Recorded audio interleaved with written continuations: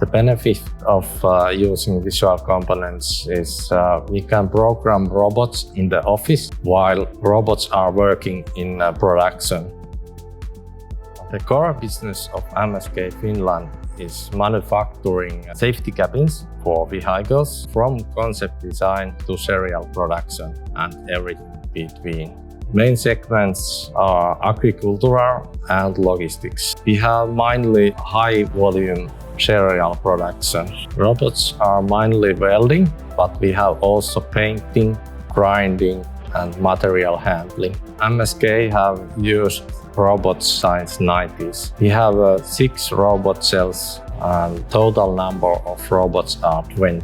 We use ABB, Yaskawa and Universal Robots. We must keep high automation level to keep competitive in our business.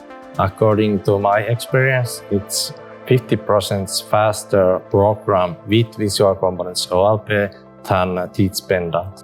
It depends what kind of product we are programming, and it's also depending which cell we are using for the programming. Example, multi-robot cell is much difficult to program than a simple cell.